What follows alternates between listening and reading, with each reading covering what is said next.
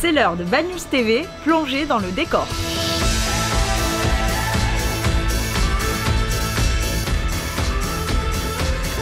Marine nationale et hommage aux personnes mobilisées pendant la crise sanitaire, ce sont les actus de la semaine. À l'occasion du 14 juillet, un bâtiment de la Marine nationale a mouillé l'ancre dans la baie de Banyuls. Nous sommes partis à la rencontre de son commandant. Bon, je suis le lieutenant de vaisseau Thomas Chabou. Je suis commandant du bâtiment de soutien et d'assistance Loire. J'ai pris le commandement il y a quelques jours, donc je suis dans mes premiers jours de mer avec ce bateau. Le bâtiment de soutien et d'assistance Loire est un bateau récent que la Marine vient d'avoir depuis quelques années, qui fait à la fois des missions d'assistance et de sauvegarde maritime. Ce sont des missions d'action de l'État en mer sous les ordres du préfet maritime, mais également fait des missions un peu plus opérationnelles en soutien de forces du groupe aéronaval, de forces de guerre des mines, etc. Les conditions météo nous ont permis de faire un mouillage juste à proximité du port. Donc les habitants de Banyuls ont pu, je l'espère, voir le bateau. Mais hélas, la tramontane s'est levée, il fallait qu'on appareille parce qu'on ne tenait plus le mouillage. Et donc le bateau est en ce moment en train de naviguer devant le port de Banyuls. Voilà, donc on a pu venir qu'avec quelques marins et pas la majorité de l'équipage, hélas, c'est dommage. Mais on a été super bien accueillis. C'est un vrai plaisir de pouvoir être accueillis dans un petit port, dans une ville à dimension humaine, je dirais. Visiblement, il y a une vraie tradition maritime et on le sent bien dans la qualité de l'accueil qu'on a eu pendant cette journée du 14 juillet. Voilà, donc merci aux habitants de Banyuls de l'accueil qu'on a pu avoir. Et il n'est pas impossible qu'on puisse, compte tenu des liens créés, qu'on revienne ici.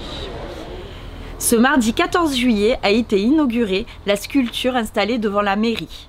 Elle a été réalisée et offerte par Jean Germain et son petit-fils Noah. Celle-ci rend hommage à toutes les personnes qui se sont mobilisées pendant la Covid-19. Deux autres Banyulins ont eux aussi été récompensés pour leur engagement. Pendant le confinement, le Conseil national de l'enseignement agricole privé a organisé le concours vidéo Les héros du quotidien. 14 lycées y étaient engagés. Mathis Diaz et Tristan Clairbeau, élèves du lycée Beau Soleil à Céré et également sapeurs-pompiers volontaires à la caserne de Banyuls, se sont vus attribuer le prix de la meilleure vidéo.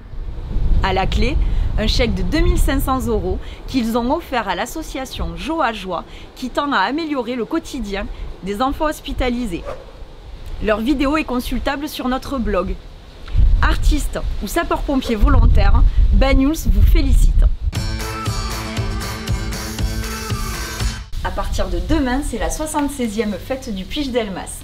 Pourquoi cette fête? Qu'est-ce que le Puig? Roger Rouille nous livre ses secrets. À quelques jours de la fête du Puig d'Elmas, il est logique que vous nous sollicitiez pour évoquer l'historique de ce petit village, assis sur une colline à une quarantaine de mètres au-dessus du niveau de la mer, que d'aucuns appellent le Vieux Banyuls. La première mention écrite du Puig d'Elmas date de 1385, mais on peut dire qu'en l'an 1200, il existait ici déjà, sur ces lieux, un mas qui payait des redevances au monastère de Sant Pere de Rodes. Ce mas avait une aire de battage, une salière, c'est-à-dire un entrepôt où l'on mettait le sel, l'huile, le vin, les céréales, bref, les denrées indispensables. On peut dire que, au début du Moyen-Âge, il y avait au Puig d'Elmas une case hospital. Non pas un hôpital dans lequel on prodigue des soins, mais un local dans lequel on accueillait des personnes déshéritées. Ils avaient gîte, couvert et asile. Peu à peu, des familles sont venues de la vallée de la Baïorie, habiter au Puig d'Elmas. Un dernier rappel, c'est que dès la fin du XVIIIe siècle, le Puig d'Elmas a été la plaque tournante de la contrebande.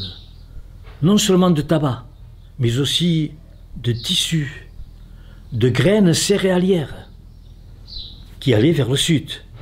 Mais venant du sud, un peu de temps avant, il y avait la contrebande de sel, puisque en Espagne, le sel n'était pas taxé.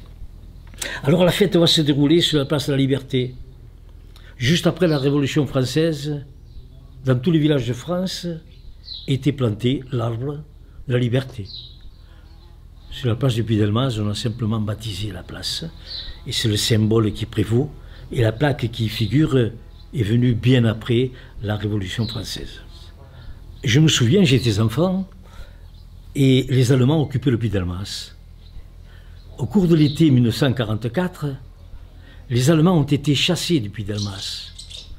Les jeunes du Puy-Delmas, les adolescents, ont pris la citerne qui était sur la place, l'ont véhiculée à travers les rues du Puy-Delmas et l'ont fait tomber jusqu'en bas de la rivière.